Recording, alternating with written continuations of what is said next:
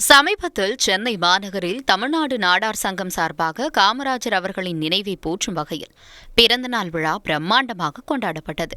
அந்த விழாவில் சிறப்பு அழைப்பாளராக தமிழக பாஜக தலைவர் திரு அண்ணாமலை கலந்து கொண்டார். அப்போது தமிழ்நாடு நாடார் சங்க தலைவர் திரு முத்து ரமேஷ் நாடார் பெருந்தலைவர் திரு காமராஜ் அவர்களின் சேவைகளை நினைவுகூரும் விதமாக சென்னை விமான நிலையத்தில் அவரது சிலை அமைக்க வேண்டுமென கோரிக்கை விடுத்தது. இந்த கோரிக்கையை நிறைவேற்ற கோரியும் காமராஜர் அவர்களின் மறக்க முடியாத பங்களிப்பை அங்கீகரித்து அவரது நினைவலைகளை மையமாக கொண்டு சிலை அமைக்க வேண்டுமென்ற கோரிக்கையை பாஜகவிடம் கேட்பதாக மேடையில் முழங்கினார். சென்னை விமான நிலைய பெருந்தலைவர் காமராஜர் விமான நிலைய வளாகத்தில் 72 அடியில் மிக பிரம்மாண்டமான சர்தார் வல்லபாய் பட்டேலுக்கு எப்படி ஒரு சிலை வைத்தார்களோ ஐயா மோடிஜி அவர்கள், அதே போன்று தென்னிந்தியாவின் இந்தியாவின் மிகப்பெரிய தலைவர் காமராஜர் அவர்களுக்கு 72 அடியில் சென்னை விமான நிலைய வளாகத்தில் சிலை வைக்க வேண்டும். அதை நிச்சயம் அவர்கள் செய்து தருவார்கள். தேவைப்பட்டால் அந்த சிலையை நாடார் சமுதாய சார்பாக நாங்களே தர கடமைப்பட்டிருக்கின்றோம். ஐயா மோடிஜி அவர்கள் வந்து திறந்து வச்சுட்டு நம்ம அண்ணாமலை அவர்களுடைய முன்னிலையில் அந்த சிலையை திறந்து வைப்பதற்கு முயற்சி எடுக்க வேண்டும். அப்படி செய்தால் ஒட்டுமொத்த தமிழகமும் ஒட்டுமொத்த இந்தியாவும் ஒட்டுமொத்த நாடார் சமுதாயமும் பாரதிய ஜனதா கட்சியையும் ஐயா மோடிஜி அவர்களையும் ஆதரிப்பார்கள் இது உறுதி என்று கூறி அதே மேடையில் பதிலளித்து பேசிய அண்ணாமலை இந்த கோரிக்கையை அடுத்த நாளே மத்திய அரசுக்கு எடுத்து செல்வதாக சொன்னார். இது நாடார் சமூக மக்களின் மத்தியில் பெரும் மகிழ்ச்சியை கொடுத்தது. நிச்சயமாக கர்ம வீரர் காமராஜர் ஐயாவுடைய பெயரை சொல்லும்படி தமிழகத்தில் ஆட்சி வர வேண்டும். வந்தால் மட்டும்தான் நாம் தப்பிப்போம். காரணம், அற்புதமான ஒரு மகத்தான மனிதர். அவரை போல் யாரும் இருந்தது கிடையாது, இருக்க போவதும் கிடையாது. அவருடைய பெருமையை சொல்லி நாம் வாழ வேண்டும். அதே போல் ஆட்சி இருக்கணும், அதிகாரம் இருக்கணும், அரசியல் இருக்கணும். ஒரு தனி மனிதனும் கூட கர்ம வீரர் காமராஜர் ஐயாவுடைய வாழ்க்கையை போன்று தங்களுடைய வாழ்க்கையை வடிவமைக்க வேண்டும் என்ற அன்போடு உங்களுக்கு எல்லாம் வலியுறுத்தி மேடையில் இருக்கக்கூடிய எல்லா தலைவர்களுக்கும் இந்த நேரத்தில் நன்றி கலந்த வாழ்த்துக்களை வணக்கங்களை தெரிவித்து மறுபடியும் தமிழ்நாடு நாடார் சங்கத்தினுடைய எல்லா தலைவர்களுக்கும் மேடையில் இருக்கக்கூடிய பிரதிநிதிகளுக்கும் ஐயா 3 விஷயம் சொல்லியிருக்கிறீங்க. மிக மிக முக்கியமான விஷயங்க ஐயா. நீங்கள் சொன்னதில் ரொம்ப முக்கியமான 3 விஷயங்களை கண்டிப்பாக நாங்கள் கையில் எடுக்கிறோம், மாற்றுக்கருத்து வேண்டாம். 1, சென்னை விமான நிலையத்தில் கர்ம வீரர் காமராஜர் ஐயாவுடைய திருவுருவச் சிலை 72 அடி. அதை பாரத பிரதமர் நரேந்திர மோடி ஐயா அவர்களுக்கு நாளைக்கு காலையில் பாரதிய ஜனதா கட்சி சார்பாக நான் கடிதம் எழுதுகின்றேன்.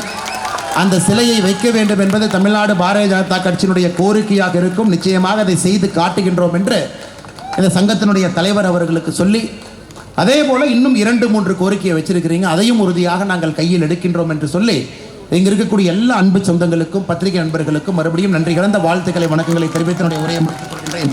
நன்றி, வணக்கம். பாரத் மாதா கி ஜெய். மேடையில் சொன்னதை நிறைவேற்றும் வகையில் கடந்த வாரம் மத்திய விமானத்துறை அமைச்சர் திரு ராமமோகன் நாயுடுவுக்கு அண்ணாமலை கடிதம் அனுப்பிய நகல் இணையத்தில் தீயாக பரவி வருகிறது. அதில் அண்ணாமலை குறிப்பிட்டது என்னவென்றால், கல்வி, சுகாதாரம் மற்றும் தொழில் துறைகளில் அவர் கொண்டு வந்த புரட்சியின் நினைவாக சென்னை சர்வதேச விமான நிலையம் அதன் உள்நாட்டு முனையத்திற்கு திரு கே காமராஜ் அவர்கள் பெயரிடப்பட்டுள்ளது. தமிழ்நாட்டின் முதலமைச்சராக திரு காமராஜர் அவர்கள் 9 ஆண்டுகள் பதவி வகித்து இன்று வரை சமூக நீதிக்கு ஒரு சான்றாக விளங்குகிறார். சென்னை சர்வதேச விமான நிலையத்தில் திரு காமராஜர் சிலையை நிறுவுவதற்கு தமிழ் சமூகத்தின் பல்வேறு தரப்பினரிடமிருந்தும் நாங்கள் பிரதிநிதித்துவம் பெற்று உள்ளோம். அங்கு பார்வையாளர்கள் அனைவரும் அதை முக்கியமாக பார்க்க முடியும். நாட்டின் பரபரப்பான மற்றும் முக்கியமான விமான நிலையங்களில் ஒன்றான சென்னை சர்வதேச விமான நிலையம் மில்லியன் கணக்கான உள்நாட்டு மற்றும் வெளிநாட்டு பயணிகளுக்கு தமிழ்நாடு மற்றும் இந்தியாவிற்கு நுழைவாயிலாக செயல்படுகிறது. சென்னை விமான நிலையத்தில் திரு கே காமராஜரின் சிலை அமைக்க உத்தேசிக்கப்பட்ட இடம் குறிப்பிடத்தக்க போக்குவரத்து மற்றும் இணைப்பு இடமானது. அவரது மரபுக்கு பொருத்தமான அஞ்சலியாக மட்டுமல்லாமல் தினசரி விமான நிலையத்தை கடந்து செல்லும் எண்ணற்ற மக்களை ஊக்குவிக்கும். திரு காமராஜர் அவர்கள் முன்வைத்த நேர்மை, எளிமை மற்றும் பொது சேவைக்கான அர்ப்பணிப்பு ஆகியவற்றின் மதிப்புகளை இது தொடர்ந்து நினைவூட்டுவதாக இருக்கும். இது சம்பந்தமாக உங்கள் மதிப்புமிக்க பதிலை எதிர்பார்க்கிறோம் என குறிப்பிடப்பட்டுள்ளது. இது நாடார் சமூக மக்கள் மத்தியில் பெரும் மகிழ்ச்சியை உண்டாக்கியுள்ளது.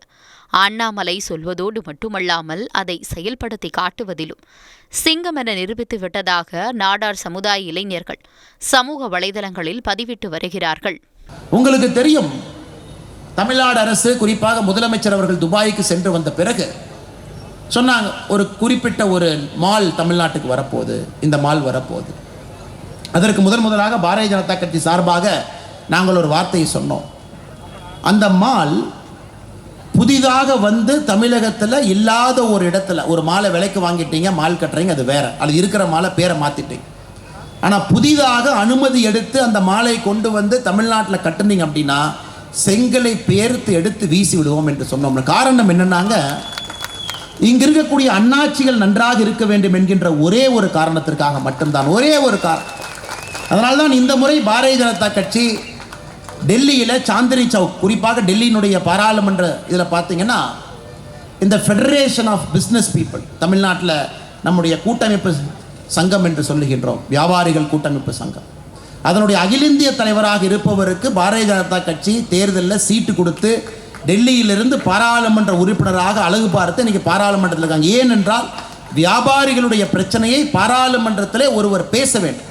அமேசான் வந்துருச்சு, ஃப்ளிப்கார்ட் வந்துருச்சு, ஆன்லைன் வர்த்தகம் வந்துருச்சு, சமுதாயத்திற்கு பெரிய பிரச்சனை இருக்குது, முதல்ல மாதிரி வியாபாரம் பண்ண முடியல. ஆனால் பாராளுமன்றத்தில் பேச வேண்டும் என்பதற்காக நம்முடைய கட்சி அகில இந்திய தலைவர், இந்த கூட்டமைப்பினுடைய அகில இந்திய தலைவருக்கு புதுடெல்லியிலிருந்து சீட்டு கொடுத்து எம்பி அன்னைக்கு பாராளுமன்றத்தில் போயிருக்காங்க. பிரச்சனை நீங்கள் பேசுங்க. குறிப்பாக இந்த ஆன்லைன் ஜெயின்ஸ், மிகப்பெரிய முதலைகள் எல்லாம் வந்து சின்ன சின்ன கடைகள் வைத்திருக்கக்கூடியவர்களை நசுக்க பார்த்தால் அதற்கான சட்டத்தை மத்திய அரசு என்ன கொண்டு வர வேண்டும் என்பதை உறுதியாக நீங்கள் இருங்கள் என்பதற்காக நம்ம சீட்டை கொடுத்துருக்கிறோம். அதற்குத்தான் பாரதிய ஜனதா கட்சி உறுதியாக நாங்கள் குரல் கொடுத்தோம். அதை செய்யாய்.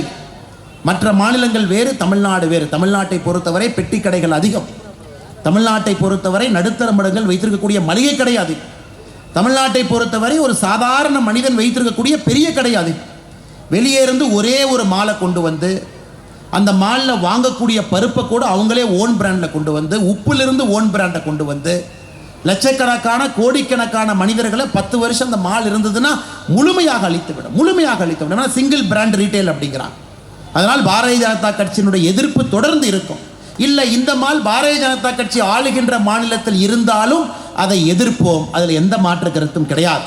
பாரதிய ஜனதா கட்சி ஆளுகின்ற மாநிலத்தில் இந்த மாலுக்கு அனுமதி இருந்தாலும் கூட தமிழ்நாட்டில் அதை எதிர்க்கத்தான் போகின்றோம், எந்த மாற்று கருத்தும் இல்லை. காரணம், இது வித்தியாசமான நம்முடைய மாநிலம். குறிப்பாக ஒருவரும் உழைத்து பெட்டி கடையிலிருந்து உழைத்து மேலே வந்து கொண்டிருக்கின்றார்கள்.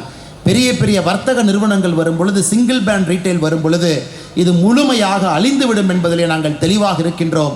அதனால் எங்களுடைய விரோதம் நிச்சயமாக அதில் இருக்கும். நாங்கள் சொல்லியதிலிருந்து பின்னே செல்ல மாட்டோம் என்பதையும் கூட மறுபடியும் இந்த மேடையில் நான் உங்களுக்கு ஞாபகப்படுத்த விரும்புகின்றேன். India's #1 AI empowered institution, JKKN. Admissions open for engineering, pharmacy, allied health sciences, arts, nursing and dental. JKKN Institution, Kumarapalayam.